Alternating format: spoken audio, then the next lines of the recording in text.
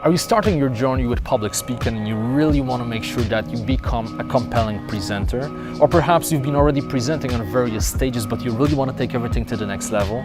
Well, my name is Jimmy Narain, and over the years I've been presenting on multiple different conferences all over the world, and in this video I'm going to share with you some of the biggest lessons I've learned about public speaking. So let's get started.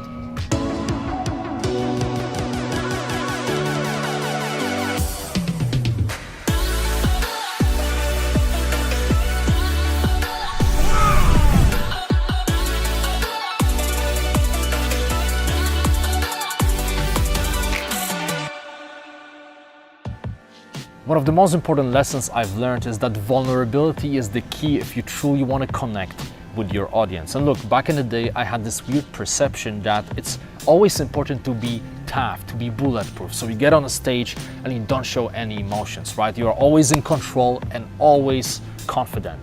But then over the years, I realized that when you're trying to be perfect, well, first of all, you put a ton of pressure on yourself, and it's hard to perform when you put all that pressure on.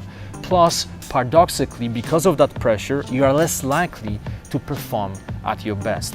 Also, people don't connect to perfection, right? People connect to other human beings, and what makes you human are your imperfections. So once I understood it, I started pushing myself more and more to show my vulnerable side. And look, it's not easy. It takes some time to really develop that vulnerability muscle, I would say, but it's truly important because the moment you start putting your, I would say, heart out there, and the moment you start sharing stories that you maybe normally wouldn't have shared, right? Things that make you feel uncomfortable, your audience can sense the authenticity and they connect with you so much more at a deeper level. Plus, when you are vulnerable yourself, you give your audience this, I would say, opportunity to be vulnerable themselves. So if you truly want to connect with your audience, embrace vulnerability. Let me give you actually a quick example, right? I don't want to make this video too long, but I feel like this will be valuable.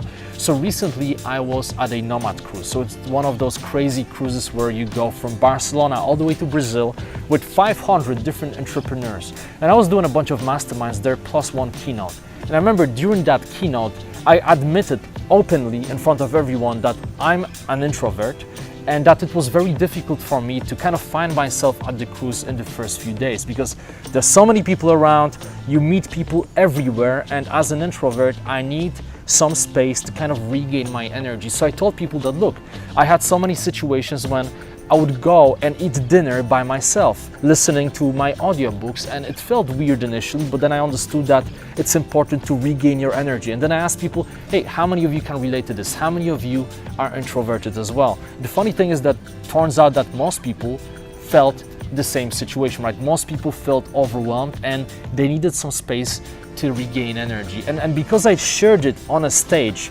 as a speaker, I gave everyone a permission to be themselves, right? And to admit, you know what, we struggle with the same issues. So it bonds everyone together, and it always has to come from you as a leader of that room, as a speaker.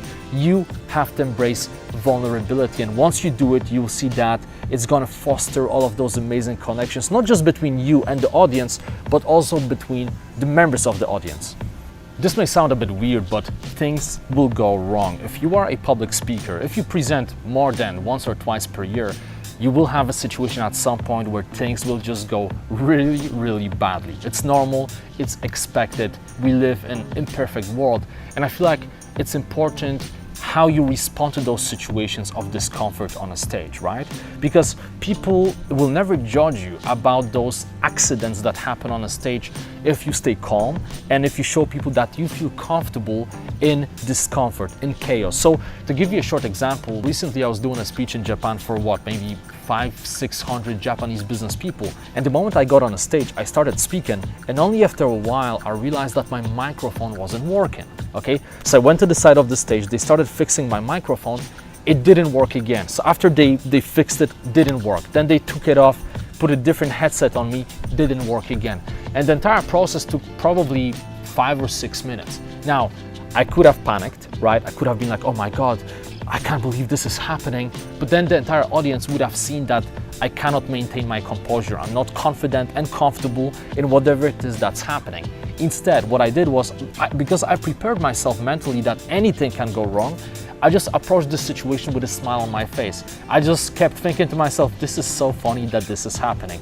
The video will be so much fun to watch afterwards. But because I handled the situation like this afterwards, many people came up to me and they told me, you know what, respect for that. You handled it really well, as if the stage was your home. And this is what you want to project. So I feel like it's important to, first of all, acknowledge that things may go wrong, and then go through the list of what can go wrong and mentally prep yourself, for what you can do in those situations. Now, I think that the best way to handle those situations is to simply put a big smile on your face and treat those as if it's not a big deal, right? We live in an imperfect world and things like this happen. And if you have this approach when bad things happen to you on a stage, then you will be perceived as a confident and compelling presenter by your audience. What I'm gonna say to you right now may sound a little bit counterintuitive, but it's really true, and please think about it in the context of your experiences on a stage. I feel like it's better to have a smaller room packed with people rather than have a huge auditorium, potentially for 2 or 3 or 5,000 people, that's not packed. And the reason is that there's this psychological thing happening where people are in a packed room. There's the perception that everybody wanted to see your speech, right? Doesn't matter what's the reality, but the perception is that everyone was just trying to be there, and there's a huge demand for whatever it is that you are offering. Now, on the other hand, when you have a huge room, even though every single person from a conference showed up, if the room is not full, then there's a perception that, you know what, not everyone wanted to be here. Now again, intellectually, you may know that, well, but there are not that many people at the conference to fill the room anyway, but it doesn't matter. On the subconscious level, everyone kind of feels, you know what, the room is half empty. What the hell is happening? So for that reason, I encourage you that whenever you have a choice of picking a room, pick a smaller room and make sure that the room is packed. And a quick situation from my personal life. A year ago, I was speaking at Mind Valley U, right, in Estonia. We did a bunch of masterminds with my business partner, Alex. So we ran the first mastermind in I don't want to say a small room, it was a medium-sized room that could fit up to 500 people. And guess what? The room was fully packed, to the point where during the exercises, some people sat on a stage. Like, people literally had to sit on a stage because there was not enough space. But the energy of the room was amazing because everyone felt like, wow, this is the only place to be on this earth right now. Everybody wants to be here. Therefore, the perceived value of whatever that's happening is so much higher. On the other hand, on the third week, we got a much bigger room, right? One of those rooms where we run keynotes. And I did a keynote there before, it was amazing. But because we run a mastermind very late, I think it was like 7 or 7:30 p.m., many people made their plans. Plus, it was a long day. Some people really wanted to go for dinner. We only got perhaps, 250 people. Now, you may be thinking, well, 250 people, that's still quite a lot of attendees, but not in a room that can, fit more than 1,000 people.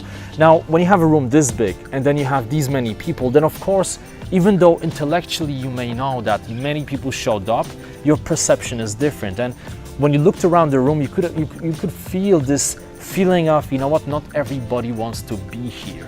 So I can tell you with full honesty that the first mastermind was way better just because of that one element. So in the future, whenever you have a situation where you're not totally sure how many people will join your speech and you can choose in between 2 rooms, always pick a room that's more optimal for your audience. If you expect 200 people, don't pick a room for 1,000 people just because of your ego.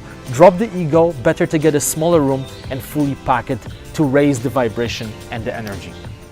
So this is the mistake that I've seen many people make, and now fortunately I've never made this mistake because, quite frankly, I don't really like slides that much. Very often I don't even use slides because I like the flow. Just like I'm making those videos now, there is no script, I'm just going with the flow, right? But I know many people who rely on slides a little bit too much, right? So they are building this amazing keynote presentation, and then obviously if everything goes well, everything will be fine, right? But look, technology fails sometimes. Doesn't matter at which venue you are presenting, the technology will eventually fail you at some point. And the question is, how will you react to it? Will you just keep going with your flow, or will you stumble and be like, oh my God, the slides are off? And people can see when you get uncomfortable.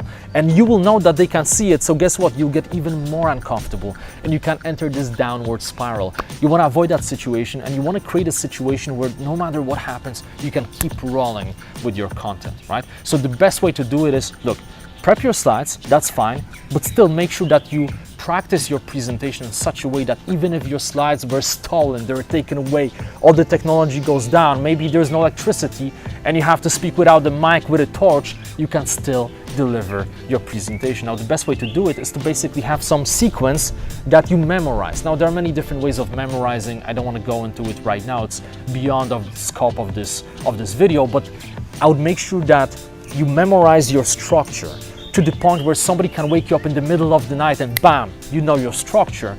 And this way, when you have that flow, you know that, B follows A and C follows B, etc.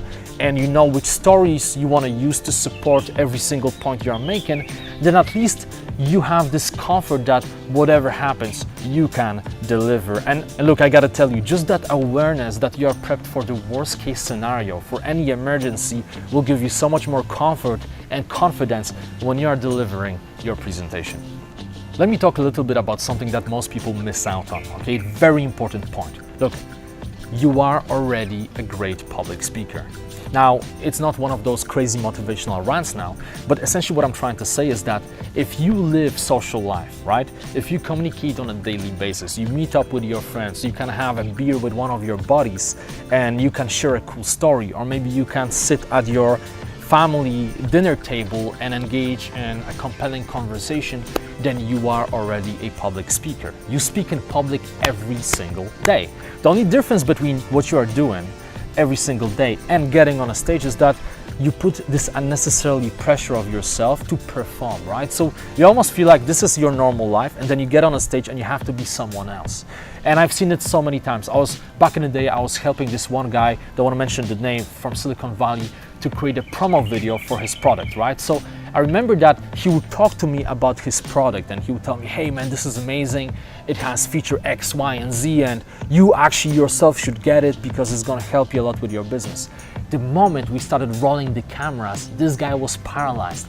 He didn't know what to say. He was stumbling on his words. He couldn't even go beyond the first sentence, right? And this is what happens a lot to many people, because the moment the camera is rolling or the moment they get a microphone, they feel like, oh my God, now it's a performance.